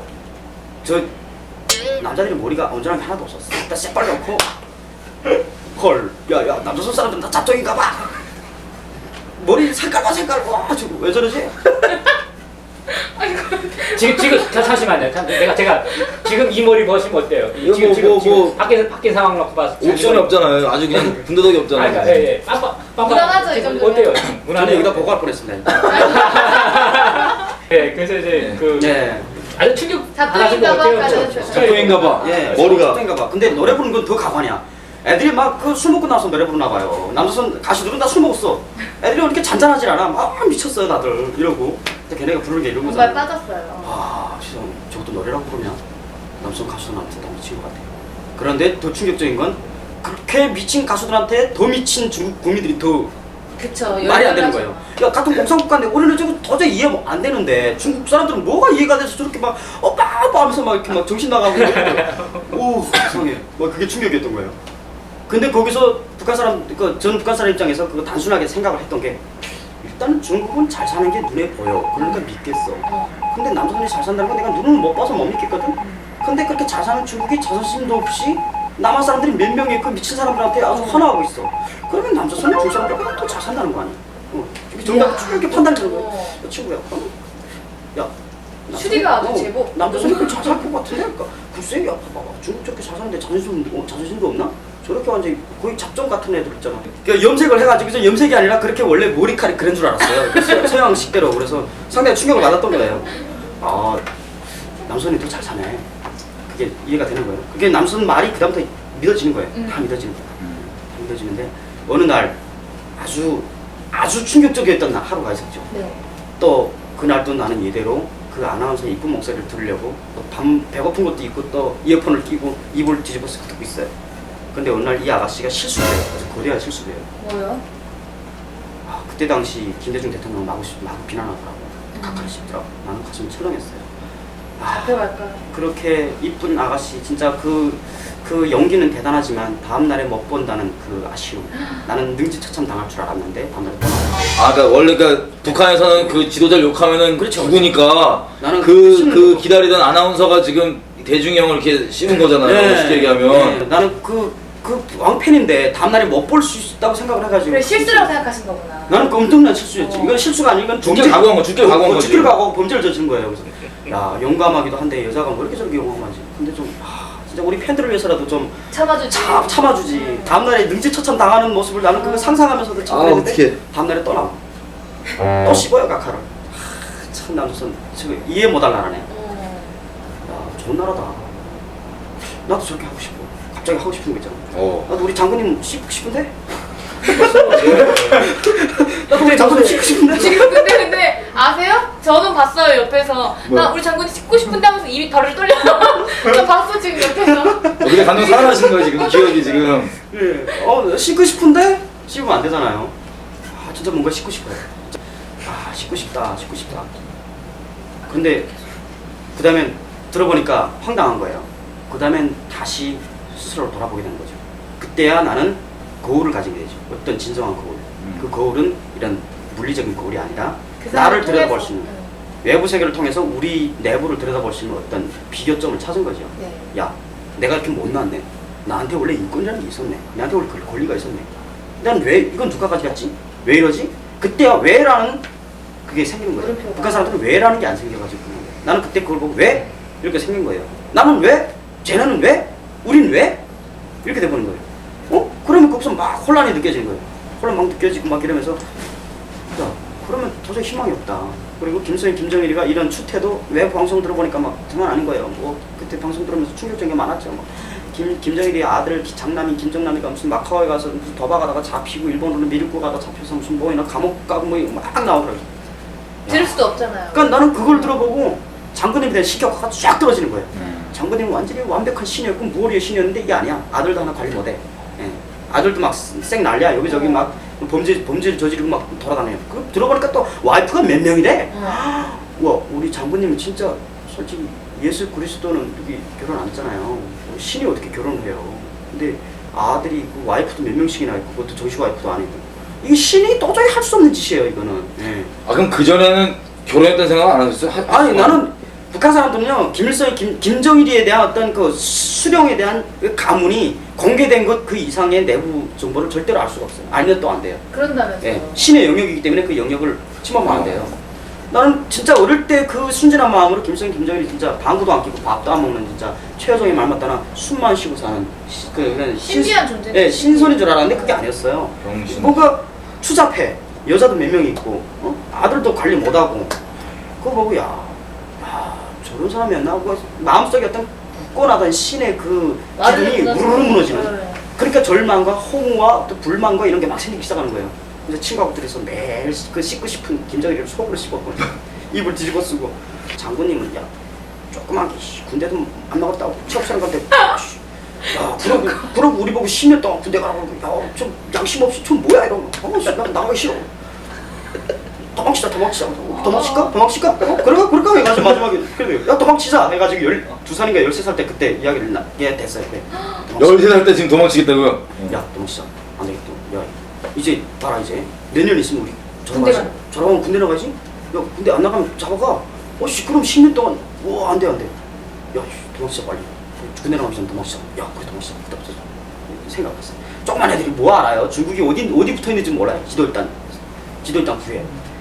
막 그 아버지 부대 가서 막 큰 지도들 막 두져가지고 지도 쭉쭉 붙여. 이쪽으로 갈까? 뭐 국경이 무슨 네 집 안방이요? 저 영화 보는 것 같아요. 네, 지금. 한반도 지도에서 쭉 남쪽으로 38선 이렇게 쭉 가로져. 이쪽으로 갈 수 있을까? 에이, 야, 거기 지대 많대. 진짜. 그럼 바다로 갈까? 여기 헤엄치자. 그래? 어떻게 헤엄쳐? 아까 있잖아, 구명대 있고 트랙터가 튀고 이렇게 해가지고 그렇게 타고 가자. 야, 거기도 야 바다에 뭐 잡히지 않을까? 고래랑 많아. 막 이러면서 막 둘이서 막 이러다가 도저히 답이 안 나오는 거예요. 나는 막 친구 보고 야 친구야. 남조선 방송 내가 더 많이 들어봤지. 내가 그다음부터 나는 빠졌으니까 얘는 또 그 여자 목소리 관심 없더라고요. 잘 안 듣더라고요. 나는 너무 열심히 들어가지고 내가 좀 이상하나 봐요. 내가 많이 들으니까 남조선이 좋은 나라야. 남조선 가자. 우리 말도 통하고 친구는 야 남조선 안 기고 해서 우리 그냥 써먹고 그냥 원래 죽여버린대. 야 거짓말이라니까? 아씨 그 거짓 있냐? 거짓말이야. 괜찮아 가자. 나는 진짜 중국 아니면 유럽 쪽으로 가고 씨 말도 모르는 나라 가서 네가 어떻게 살려고? 유럽이 네 집 안방이냐? 유럽이 어디 붙었는지 내가 알긴 아냐? 그래도 그쪽 가는 게 더 안전하지 않을까? 우리는 아니 그 들어하던 친구 어디 갔어요? 네? 그러니까 지금 들어하던 친구 어디 갔어요? 남조선보다 아무튼 여기 뛰려면 북조선보다 제일 멀리 있는 게 뛰는 게 더 안전하지 않나 이거예요 지금. 자기는 지리상, 그렇죠. 지리상. 김일성이를 배반하려면 아주 먼 데로 튀자는 거예요. 끊어버리자. 나처럼 김일성이 바로 그 밑에 있는 그 나라로 뛰면 더 불안하지 않냐. 야, 남조선에도 야 우리가 파견한 공작원들 간첩들 많대요. 걔네가 우리 나가면 막 죽인대요. 야 괜찮아 야 가자 이러다가 상충이 안 됐어요. 아웅다웅 나는 남조선 가자 얘는 중국 가자. 나도 설득하고 얘도 나를 설득하고 마지막에 그렇게 해서 2년이 흘러가지고 마지막에 근데 2년 동안 설득하다 서로. 네, 그러면 안 됐죠. 그러다 마지막에 군대를 나가게 됐어요. 어떻게 했어? 이게 빨리 결정 지어야 돼 친구가. 야 친구야 어떻게 할까? 네 아들로 갈까? 내 아들로 갈까? 그때 나도 모르겠다. 내가 또 나는 게 속전속결하는 게 있잖아요. 그래서 또 속전속결했어요. 자 그럼 오케이 이렇게 하자. 나는 군대 나간다. 넌 여기 남아라. 오, 야 군대 나오는데 어떻게 괜찮아. 나 군대 나가서 최전방 뚫어볼 거야. 최전방이 무슨 또 마구 뚫을 수 있는 무슨 너는 중국 뚫어 여기 남아서. 그래 알았어 그렇게 해보자. 일단은 누가 먼저 뚫으면 그 먼저 뚫은 사람을 따라가자. 그래서 내가 먼저 뚫으면 너한테 편지할게. 여기로 오라고. 그럼 너는 거기서 너는 다 집 사가지고 와. 그럼 내 최전방에서 그렇게 내 길을 이렇게 지키고 있다가 같이 가자. 네가 먼저 중국 쪽을 뚫으면 나한테 편지를 해. 그러면 내가 네 따라 군 탈영해가지고 갈 거야. 그래 오케이 하고 갈라졌어요. 친구는 그때까지 좀 몸이 허약해가지고 신체 검사에서 불합격됐어요. 나는 합격돼. 군대 신청 검사. 나는 합격됐죠. 저희 아버지는 또 군 장교라 군대 실종을 알아요. 나도 그때 영양이 부족했거든요. 42kg에 군대 갔거든요. 남한에서는 뭐 아가씨들이 아주 이상적인 몸무게거든요. 나는 지금 막 가려고 하는데 아버지가 말려요. 야 철딱서리 없는 자식아. 단가스럽게 그 충성하는 건 좋은데 야 군대 가지 말아라. 내가 외아들이에요. 그러니까 아버지가 군사동원부에서 징집부에서 그걸 빼버렸어요 문서를. 나는 안 돼. 나는 당일 충성하고 관료가 아니고 나는 DMZ를 뚫으려고 하는 거예요 지금. 그렇다고 아버지한테 그걸 말할 수가 없어요. 아빠는 걱정해서 이거 군대 그렇지. 빼주려고 그러고. 아버지는 내가 충성심이 그렇게 추천하나 그런 줄 생각하죠. 아버지 나는 그게 아닌데 라고 말할 수는 없는 거예요. 안타까운데 아버지 빼버리고 나는 나가겠다고 하고 마지막에 내가 막 물면 불면서 병원 가서 막 시위 막 거의 나가겠다고 막 나는 군대 내버려라 해가지고 나간 거예요. 근데 들어갈 때부터 아예 달랐네요. 그러면 지금 보니까 그 군대를 뺄 정도면 빽이 좀 있으신 그런 그렇죠. 분이세요. 집에 좀 그랬죠. 그 먹을 것도 이렇게 네, 고난 있는데도 이제 뭐 그렇게 뭐 큰 생명 위협까지는 안 나는. 그러니까 그렇게 남들처럼 굶고 이런 걱정은 안 했어요 솔직히. 근데 그게 좀 진짜 북한 주민들한테는 죄송하지만 아무튼 좀 집에 빽이 좀 있어가지고 예. 그랬어요. 나와서 군대를 나왔어요 일단은. 그것도 나갈 때 이제 부대 배치를 아버지가 야 부대 배치야 내가 국경규비대 아니면 평양에 해줄게. 아버지 절대 안 해요. 나는 최전방 나갈 거예요. 최전방 나가면 나 죽어. 아버지 답답하죠. 이놈의 자식이. 장가수 이렇게 충성하는 거 진짜 좋은데 아버지 말 좀 들어라. 그래서 제가 막 제가 탄원을 했어요. 그러니까 또 군사동부에서 영웅심을 받은 거죠. 나의 충성심을. 너 빛이 안 와. 너는 오군단이다. 강원도 최전방이다. 근데 일단은 현실은 냉혹했죠. 최전방에 도착하니까 이게 현실이었구나.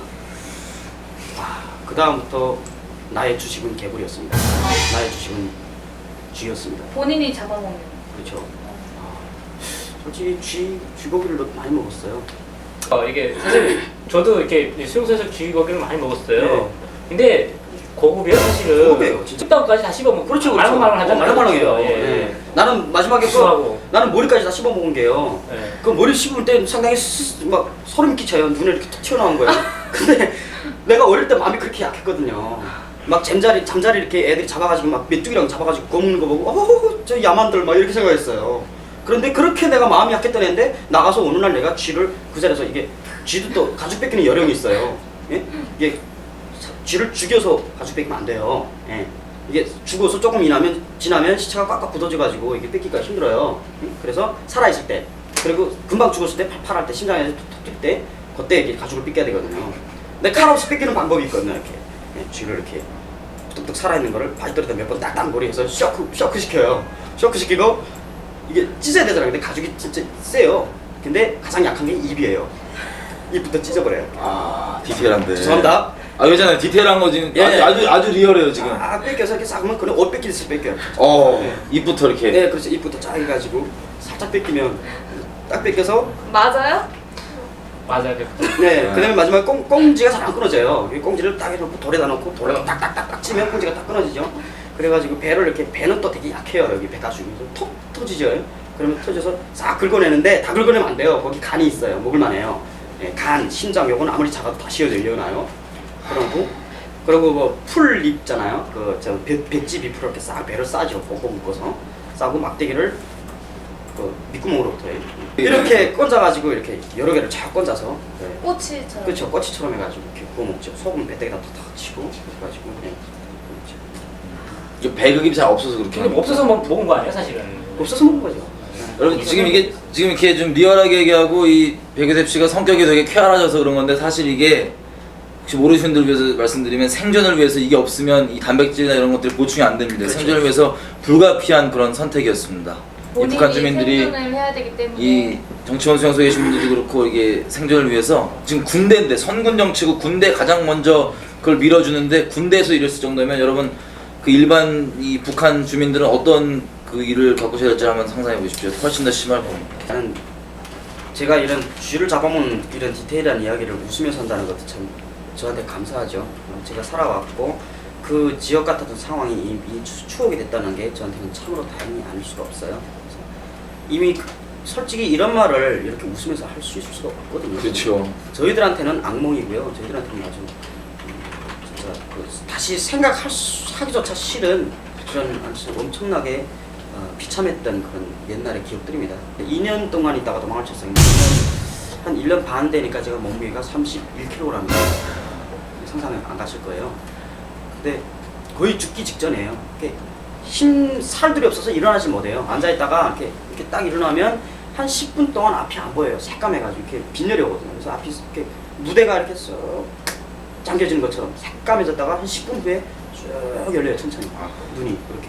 시력이 나빠지면서 모든 게 다 마비되는 거죠. 정신력도. 그러니까 일단 모든 그런 윤리나 도덕이나 이런 감정 자체가 다 마비돼 버려요. 창피, 신경 자체 다 마비돼 버리고. 머리카락은요 이렇게 살짝 건드려도 툭툭 끊어져요. 새파랗게 이렇게 영양이 없으니까 부족하니까 다 이렇게 색깔이 변하고 안 되겠다 싶어가지고 탈출 결심했죠. 근데 사람이 그 상황에서도 훈련을 시켜요. 그리고 그 상황에서도 지역 훈련을 시키기 때문에 사람이 깡땅밖에 안 남아요. 악밖에 안 남아요. 그래도 움직여요. 그러니까 막 영양실조 걸려가지고 일어나지도 못하는 애들 장교들이 막 발로 차가지고 산으로 몰고 몸으로 움직이는 게 아니라 깡으로 움직이죠. 마지막에 행군하다가 쓰러지면 이렇게 먹줄 혁기 매가지고 끌어요. 그냥 개 끌듯이 끌고 다녀요. 그렇게 가니까 마지막에 행군이라도 하게 되고 진짜 거의 초인간적 힘으로 다니는 거죠. 그렇게 해서 탈출을 해서 살아야 되겠다는 일념 하나 가지고 탈출해서 고향으로 몰래 숨어 들어갔죠. 그래서 친구를 찾았어요. 그 친구가 나보더니 깜짝 놀라는 거예요. 그때 그 친구. 네. 그 아버지한테 찾아가니까 아버지가 아버지 막 통곡하시더라고. 이 새끼 거 봐라. 내 말 듣지. 왜 나가지 말라. 그렇게 나가가지고. 이렇게 시체되냐. 아버지는 열심히 또 다니면서 나를 영양 보충시키고 나는 또 탈영했으니까 탈영하면 상당히 심각하거든요. 네. 경무들이 다 잡고 해가지고 저는 숨어 있고 친구하고 둘이서 이야기를 했죠. 친구가 그거라 남수는 못 간다는 거 알잖아. 남수까지 쭉 가자. 그래 나도 그래. 그래서 중국에 그때 승인을 한 거예요. 가자. 길이 있어야죠. 길이 없었어요. 어느 날 중국에 탈출했다가 잡혀 나온 미성년 애들 있잖아요. 여자애들 둘을 구출을 했어요. 그 감옥에서 구출해냈어요. 걔네 구출해내서 걔네를 앞세워서 앞잡이 내세워서 중국에 들어가려고 계획을 그렇게 세웠던 거예요. 중국 말도 모르고 중국 실정을 모르니까 일단 한번 갔다 왔던 애들을 얘네들을 앞세워서 가보자 해가지고 여자애 둘을 감옥에서 탈출시켰는데 그 중에 한 명이 제가 처음으로 좋아했던 아주 애틋하게 좋아했던 언제요? 여자였죠. 그때가 2003년도죠. 그때 내가 19살이었고 그 여자애가 17살인가 됐어요. 그때 좋아했다고. 네, 그때 다른 거 저도 시청자 여러분들은 이미 그 10대 초반에 다 이렇게 다 있었을 분들 많을 거예요. 남한에선 빨라갖고 이게 좀 그래서 그 여자분을 구출을 구출시켜서 했어요. 그다음에 같이 행군을 했죠. 나도 아버지가 조금 영양을 좀 축여 세워가지고 그래도 몸무게가 한 40kg 정도까지 회복이 됐었던 네. 상황이고 그래서 그런 상황인데 아버지한테 마지막 떠날 때 도저히 이야기를 못했어요. 그러니까 친구하고 둘이서만 도망치기를 결심하고 비밀 작전을 했던 거죠. 마지막에 친구한테 그랬어요. 야, 도망칠 절대로 부모들한테 알리지 말라. 알리는 순간 우리가 이 나라 알 수 없죠. 벗어나기 전부터 우리가 잡힌다. 아버지 엄마가 우리가 뛰는 거 가만 놔두겠냐? 가슴 아파도 우리 그냥 행불대자, 행방불명대자. 친구가 막 울더라고. 어떻게 나라 마지막으로 떠나는데 고향 떠나는데 그럴 수가 있냐고. 애가 마음이 약해요 친구가. 그래도 우리 마음 어지게 먹자. 부모들을 위해서라도 우리를 위해서라도 우리가 그냥 조용히 사라지는 게 낫다. 내한테 배다른 여동생이 한 명 있었어요. 그러니까 이붓엄마예요. 제가 8살 때 엄마가 죽고 이붓엄마가 들어와서 애를 낳았거든요. 그러니까 저하고 한 12년 차이예요. 걔를 내가 거의 없어 키웠어요. 거의 내가 아버지죠. 네. 내 손때문인데 내가 그렇게 라디오를 수리하면서 용돈을 좀 벌고 들어오면 동생. 들어올 때는 동생 생각이 나서 꼭 싸우려 사탕이라도 사들고 들어왔어요. 매번 그런 게 습관이 되니까 애가 내가 이번에 나갈 때도 사탕을 사갖고 오겠지. 그래가지고 엄마 그 품에 앉아가지고 내가 막 나가려고 하면서 아버지 엄마한테 아버지 엄마 좀 한 며칠 동안 친구 집에 가서 라디오 수리할 거니까 기다리지 마세요. 그래 돈 많이 벌어와. 그리고 아버지 엄마는 그렇게 편하게 하죠. 나는 마음속에 그냥 이 눈물덩어리가 떨어지죠. 그렇죠. 눈에 밟. 이제 마지막에는 마지막 길인데 진짜 가다가 죽을지도 모르고 다시는 돌아오지 않겠다고 결심하던 나라고 그때는 가고 있는 상황인데 친구 동생이 거기서 오빠 나갔다 들어올 때 내 사탕 꼭 사와야 돼? 나는 지금 딱 열었는데 그 말을 하는데 도저히 발길이 안 떨어지는 거예요. 갑자기 눈물이 왈칵 나는데 또 그리고 막 그 기대에 찬 그 눈길로 그 고사리 같은 손을 꼼지락꼼지락하면서 오빠 꽁 해끌더라고요. 나 꽁하자는 건 약속하자는 뜻이에요. 참 눈물이 쫄쫄쫄 나더라고요. 너무 슬퍼가지고. 그 마지막에 들었던 동생과 마지막 헤어질 때 들었던 게 오빠 사탕 꼭 사와야 돼? 지킬 수가 없었어요. 근데 그 앞에서 안 돼! 할 수도 없고 그래! 하고 약속할 수도 없는 거예요. 그러다가 막 눈물이 나서 이렇게 막 나도 막 터질 것 같더라고요. 그렇게 터지면 엄마 막 의심할 거잖아요. 엄마 아빠가 더 이상 못 참겠다 그래서 애를 안아서 이렇게 하고 한번 뽀뽀해주고 그래 사올게. 더 말을 못 하겠더라고요. 너무 슬퍼서 애를 그냥 보려고 황황히 나왔죠. 나오면서 거의 100번을 외웠을 거예요. 미안하다 미안하다 미안하다. 지키지 못할 그 약속을 했다. 10년이 됐네요. 10년 지났는데도 아직 그 약속 못 지켰죠. 사탕 꼭 사올게 하고 버려두고 왔다. 그때 8살짜리 엄청 조그만하고 7살 8살 진짜 조그맣았어요. 가장 어려울 때 태어나가지고 내가 참 영양도 부족하고 참 배고파 그 말만 입에 달고 살았던 애인데 내가 그렇게 키웠던 애인데 마지막에 또 나올 때까지도 지킬 수 없는 그런 약속을 하고 온다는 게 진짜 가슴이 아프더라. 그때 오면서 막 펑펑 울면서 막 진짜 그 서름을 다 쏟아내면서 왔죠. 친구하고 만남 장소에서 밤에 만나서 친구도 똑같은 심정이에요. 친구도 아버지 엄마한테 그 오지랖을 내고 도망쳐가는 거면서 친구도 엄청 울더라고요. 둘이서 펑펑 울고 야 마음 후세게 먹고 가자. 어차피 싸는 놈들 한번 떠난 길이니까 그냥 뒤돌아보지 말고 가자.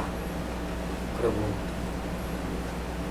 장장 산속을 헤치어서 중국으로 들어가기 시작했죠. 걸어서. 그때 겨울이었어요. 나올 때 막 옷도 못 챙기고 거의 얇은 옷 입고 맨손에 이러고 나왔죠. 힘들게 막 산속을 행군을 산속으로 할 수밖에 없어요. 길을 나서면 초소에 있지다 이래서 고달프죠. 4명이서 여자 둘 우리 친구들 해가지고 내가 좋아했던 애는 또 얘고 진짜 거기선 진짜 거의 동지예요. 서로 얼어 죽을까봐 꽁꽁 싸주고 이러고 못 걷겠다고 다리 다 붙어가지고 쩔룩쩔룩거리면 또 오고서 가고 그 두만강에 딱 도착했죠. 도착해서 그때 밤 10시였는데요. 그때 2003년도 그 엄청 엄중했던 상황이에요. 김정일이가 막 국경 넘는 탈북자들 다 시원장 사살하라는 명령이 떨어졌던 상황이었던 것 같아요. 근데 그 두만강을 넘을 때 그 눈이 엄청 왔었어요. 눈이 엄청 왔어가지고 눈도 많이 왔지. 그 다음에 날씨 엄청 추웠어요. 근데 잠복을 쳤어요. 군대들이 국경군들. 잠복이 어디 서는지 모르잖아요. 잠복 넘는다는 게 잠복들 옆으로 지나간 거예요. 근데 얘네가 잤어요. 자는 거 싹 소리 나니까 깨난 거예요. 네. 그래가지고 추격당한 거죠. 군대들한테. 우리는 막 뛰고 군대들 막 따라오고 이러면서 거의 추격전이죠. 네. 두만강에서. 4명이 앞에 쫙 뛰는데 해가 이제 달이 이렇게 네. 비치고 있고 완전 훤하죠. 네. 두만강은 이렇게 얼어가지고 우리는 중국쪽으로 이렇게 뛰고 있고 막 강 따라서 거의 뛰고 있는 뒤에서는 막 두 놈이 막 살아서라면서 따라오고 뭐 갈기면 그냥 어방대고 갈겨도 죽을 상황이죠. 네. 아 이젠 다 죽었구나. 그래도 끝까지 뛰자고 막 뛰다가 이렇게 강이 커브길이 있어요. 중국쪽으로 닿는 쪽에 갈 데가 막 있고 커브길이 있어요. 거기 잠깐 돌 때 앞뒤에 격차가 있잖아요. 그 네. 거리가 그 거리 잠깐 동안 안 보이잖아요. 아 흩어져 하면서 막 가는 그 속도로 바로 눈 속에 이렇게 쫙 들어가 버린 거죠. 갈대 숲속으로 이렇게 갈대하고 막 이러면서 쫙 들어가 버린 거죠. 이게 눈이 꽤 많이 왔었어요. 그때 부산에 부산이 백두산 밑이라서 눈도 많이 와요. 점프해 들어가가지고 그 안에 들어가서 이렇게 일어나질 않았죠. 그러니까 눈이 나를 덮어버린 거죠. 내가 쭉 들어가 버렸으니까. 아예 숨어 있었던 거예요. 예. 그러고 있었는데 뒤에서 막 찾았겠죠. 거의 나는 아무 생각도 안 들렸어요. 그냥 소리도 안 들리고 너무 긴장해가지고. 정말 죽은. 예, 그냥 죽은 듯. 어느 순간 나를 또 밟고 이 새끼하고 꽝 싸죽을지 모르지요. 그래서 그냥 조마조마해가지고 내가 얼마나 거기 있었는지 모르겠어요. 한참 있다가 마지막에 손이 이게 신경이 다 없어졌어요. 다 얼어가지고요. 팅팅 부어가지고 마지막에 막 묻히기로 나더라고. 마지막에 벌렁벌렁 일어나서 보니까 조용하더라고. 그때는 간 것 같아요. 그때 갑자기 절망감이 확 딱 채우더라고요. 나 혼자 살아남았고 다 잡혀가고 그 슬픔 있잖아요. 얼마나 허무한지. 없었어요? 그래 막 찾았죠. 네. 야 친구 그 이름 부르면서 어딨니 찾는데 나 여기 있어. 저쪽에서 막 나오더라고요. 아 똘똘한 놈 안 잡혔네. 누구예요? 친구? 다 살아났더라고. 애들이 흩어져 하면서 다 흩어진 게 다 살아났더라고.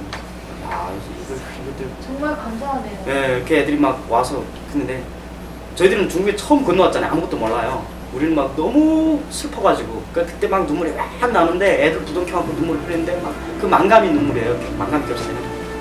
일단 내가 그 청구에서 살아났다는 그 희열감 그리고 친구들이 또 같이 살았다는 그 안도감 그게 내가 청구에 그렇게 떠밀려서 나라를 떠났다는 것을 그 순간을 돌아서서 그 두만강 건너서 북한 땅, 부산 땅을 보니까 실감이 나더라고요. 엄뼈저리게 느껴지더라고요.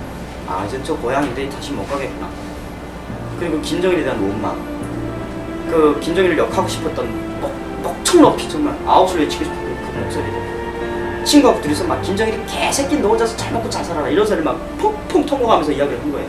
옆에서 아가씨들은 오빠 이러면 안 돼 여기도 군대들 있어요 막 말리는데 우린 다 시끄러워 해놓고 우린 중국의 그 두만강 넘으면 다 자연 줄 알았죠. 엄청 통곡하면서 김정일이 개새끼 너 혼자 잘 먹고 잘 살아라 다시는 안 따라온다. 아 참 그런데 왜 이렇게 슬프죠 그때. 그렇게 첫 타고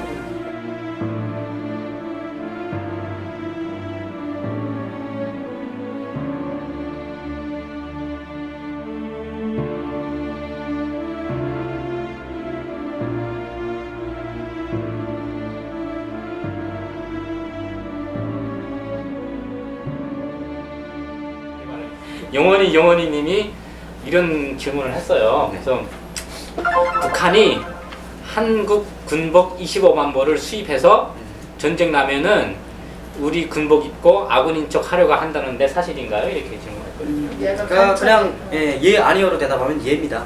그러니까 북한의 특수부대죠. 그러니까 남한 침투할 수 있는 그런 소부대들인데 그런 부대들은 규모가 작아요. 50, 60명 한 개 대대가 그 정도인데 그 사람들 보면 제 친구 아버지가 거기 대대장이었어요. 그래서 그 부대 이렇게 놀러 가서 보면요, 국군 복장을 입혀놓고 국군식대로 훈련시켜요. 남한 군대로 훈련시키고 이게 훈련하는 것도 다 이렇게 걷는 것도 국군식대로 걷게 해요. 그러니까 서열을 하는 것도. 그리고 남한의 그 전라도와 경상도의 사투리도 배워주고요. 양쪽 사투리도 다 배워주고. 그리고 이제 그 신문을 읽는 법, 그리고 남조선 신문은 그때까지 내려 썼다고 해요.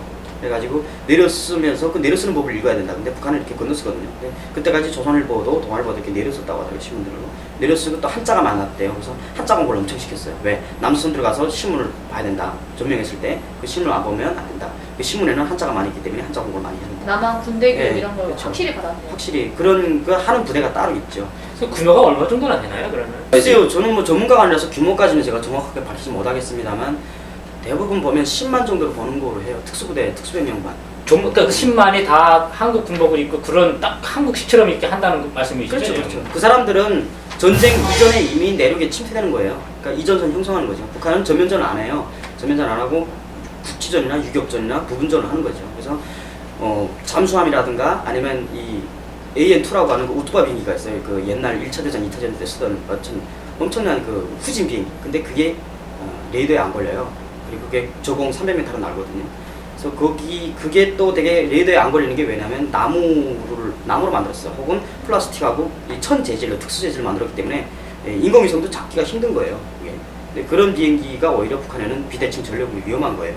그게 북한에서는 700대 보유하고 있어요. 그런 비행기를. 그래서 그런 비행들이 육전단, 그러니까 비행기 투하, 그 낙하산 투하 부대 공수부대들.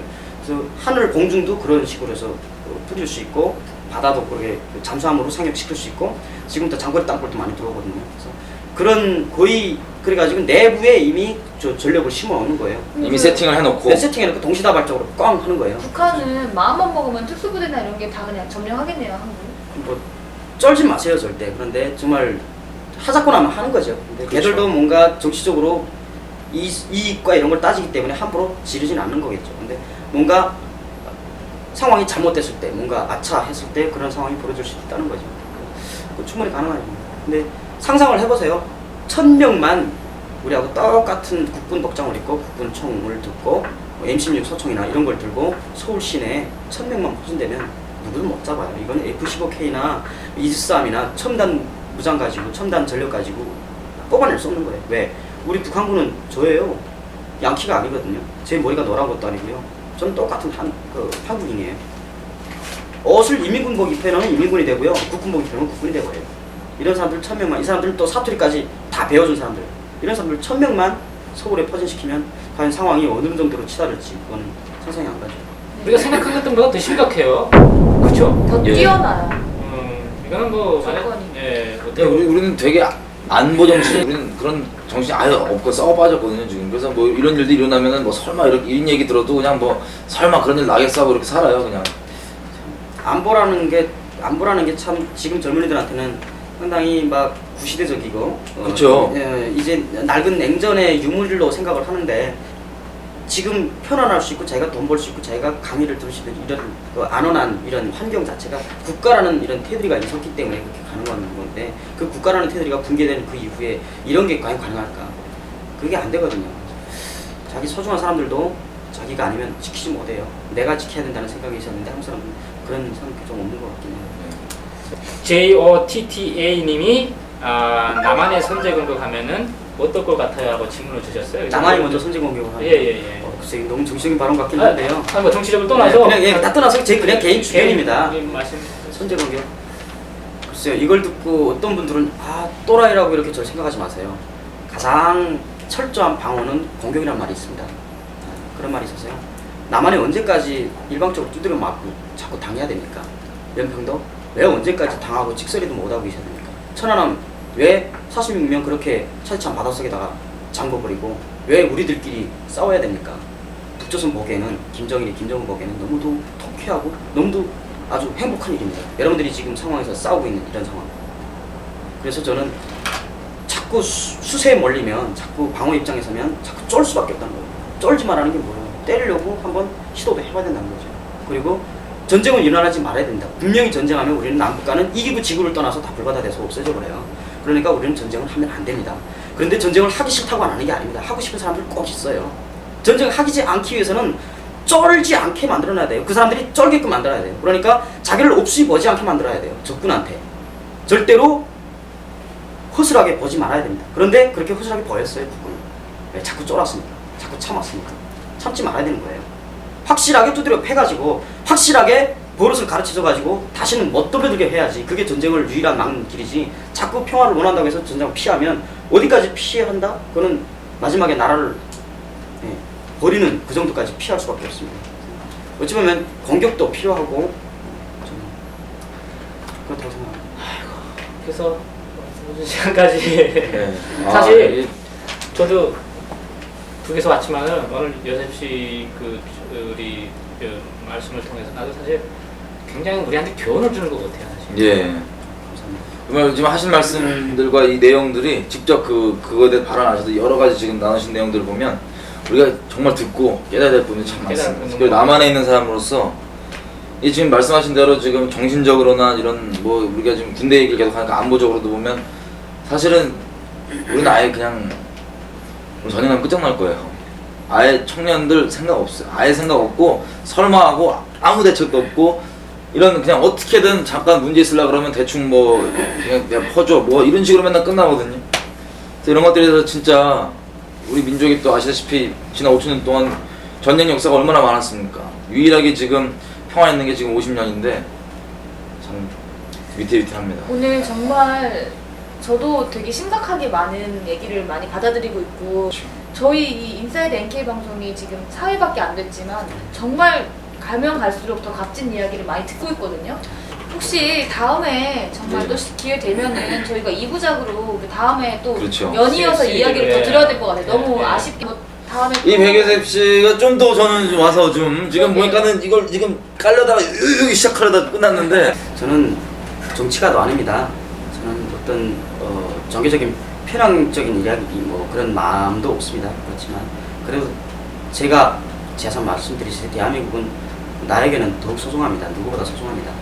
나는 목숨을 몇 번 버리고 그렇게 찾아오려고 애를 썼던 나라이기 때문에 얼마나 중요한지 여러분들보다 더 느끼고 있습니다. 그리고 저는 제가 겪었던 북한의 입장에서 여러분들한테 이야기해드리기 때문에 제발 관심을 좀 가주시고 귀담아 좀 들어주십시오. 그리고 대한민국 위험에 처했습니다. 정신 좀 차려주십시오. 똑바로 정신 차려서 정말 이 나라 앞으로도 잘 되게 좀 열심히 분발해 주셨으면 합니다. 대한민국 좋은 나라입니다. 쫄지 마십시오. 네, 감사합니다. 감사합니다. 하겠습니다. 분별하고 정신 차리겠습니다. 라면 대표로서 동의하시죠? 정신 차리고 동의합니다. 정말 더 이상 이 흐지부지 막 이런 이기주의 빠져 그런 거 말고 정말 정신 바짝 차리고 이렇게 일어나야 됩니다. 네. 이렇게 천국으로 누리고 있는 이것들 이미 우리 천국을 누리고 있는데 그걸 배불러서 몰랐는데 가치를 제발 알아야 이제라도 우리가 돼요. 감사한 마음으로 다시 돌아보고 나를 소중히 여기고 또 우리 사람들을 이렇게 위하고 존중해주고 또 북에 계신 분들 이렇게 우리 할 수 있는 모든 방면으로 이렇게 이들에게 관심뿐만 아니라 우리 할 수 있는 모든 것들로 그들을 이렇게 사랑을 표현했으면 좋겠습니다. 예, 저희 오늘 방송 여기까지 하겠습니다. 예, 알겠습니다. 예, 시청해주셔서 수고하셨습니다. 감사합니다. 예, 또 감사합니다. 찾아뵙겠습니다. 예, 감사합니다. 예.